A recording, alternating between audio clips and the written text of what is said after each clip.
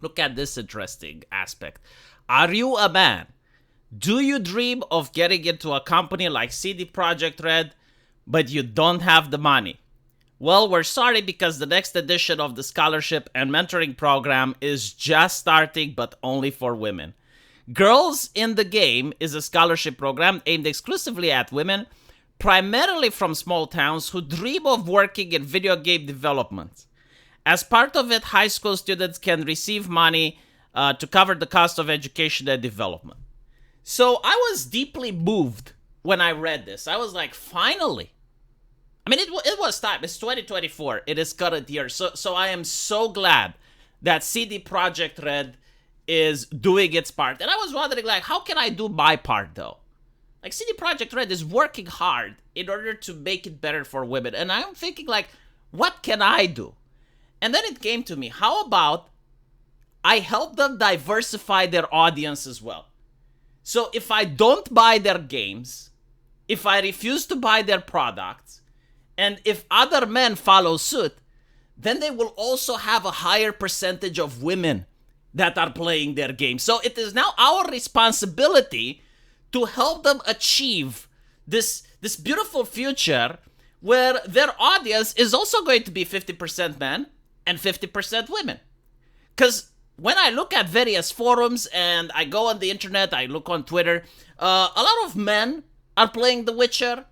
A lot of men are also playing the Cyberpunk game. And is this proportional? Is this proportional? And it sickens me. It sickens me because it shows the sexism involved, right? So it is our duty as men to stop playing so that the percentages become more equal, so that it's more equitable and more inclusive. You know, usually the reason I've been told that women don't play video games is because of sexist jokes and misogyny. And, you know, I don't make them, but I'm the type of person that I don't trust myself. Like, it could happen. Like, I could see something funny, and I could just say it, and I could cause damage. And I want to preemptively protect the human population because, like, my jokes are soul crushing. Like my jokes can destroy the human spirit. You know, like sticks and stones can break bones, but at least the bones heal. But like the human spirit is just destroyed forever. So if I was to play a video game and I said a joke, the person on the other end of the microphone might be permanently damaged. Like they may require psychiatric help. So in order to remove myself from the equation, I would suggest that other men do so as well, so that we can help CD Projekt Red achieve their dream. By the way, I noticed something very interesting. You know, this ideology that didn't exist in Europe. We used to have class discrimination. And then I realized, well, you know, like these individuals that are influenced from BlackRock, that's in the United States, because this is why they're doing it, by the way. They're doing it to show to BlackRock how compliant they are. For those of you who don't know, BlackRock is a big hedge funds, and they give loans to various corporations. And based on how woke you are, based on how much you're adhering to the Democrats' policy with identity politics and other nonsense, they're more likely to give you loans that are very profitable because the return on investment is great. And this is why they're doing it. It's for show. I don't give a fuck. Now, as I mentioned before, here in Eastern Europe, we used to discriminate based on class. And we still do. But then I realized that identity politics also discriminates on class. Like, that is very interesting, isn't it? Because, you know, they will say we need more minorities. And they never get the black person that lives in a trailer. They never get, like, the black person from a ghetto, right? They usually put forward a black person that's from an upper middle class family. They're well-spoken, well-educated. Because they discriminate based on class, based on social status. And it's all a facade.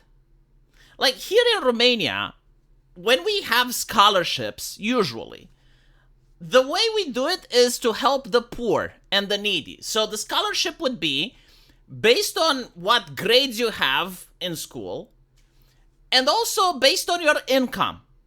So if you happen to be from a needy household where your parents don't make money, Like, let's say your parents died in a car crash and now you're living with grandma. Or maybe your parents are divorced and one parent fled the country, so now you're just living with one parent and they don't have a lot of cash in order to be able to send you through university. Then you have the scholarship, and the scholarship looks at your income, it looks at your grades, and it's like, okay, so this is a bright person, but due to the unfortunate circumstances surrounding them, they should deserve to go in a university because the country can use a person like this. And when I was at med school, I had several colleagues of mine, both men and women, who were coming from these backgrounds. And I did tell you guys the story of a friend of mine that was a brilliant student, but unfortunately his parents died in a car crash. And I just want you to put yourself in his position. Like, overnight, both parents are dead. Like, you speak with them in the morning, and then at night, they're not there. You get a call from the police. And they're telling you, yeah, like, we're so sorry to inform you, but your mom and dad just passed away. So now you have no more money. No income whatsoever. So the Romanian government has the facility for people like him to benefit from various scholarships. But I guess if it was up to Ubisoft, they would be like, oh, well, we're so sorry because you're a man. So you don't get to benefit. Isn't it equitable? Is it right? Like, I as a father now, who have a son, I now have to consider these things. I have to look at what companies are doing. Do you think my wife would be happy if she finds out? It's like, yeah, so this is the situation. This is what the company thinks. Like, he may be the best coder in the world. He may be the most passionate person in the world. But you know what they told him, honey? They told him that because he has a cock, he can't do it. You should have given me a daughter. You should have given me a daughter because now look what's happening. You know? Is this fair? Is this normal? Now, again, if you discriminate on your hiring practices, that's a different conversation. Like, if they would go out of their way and to say, no, like, if you're a woman, you don't get to work here, then that would be fucked up. And, of course, you know, like, give the person a chance. What are you doing? Why are you behaving this way? But they're not doing that, right? Now, a lot of people are saying that it's illegal. I don't know the laws in Poland, but you gotta take into account that usually scholarships are a lot different than job applications. Like, the law differentiates. Usually scholarships are the company giving its own money. And in Europe, there are few legislations that decide that you're not allowed to, like, give to charity or to give your money for a purpose. In this case, is the scholarship. So if this was for hiring, I think it would have been illegal. If they would have said, yeah, we're only hiring women, especially if you would say something like, if you're a man, tough shit. There are a couple of exceptions, of course. Usually actors, voice actresses.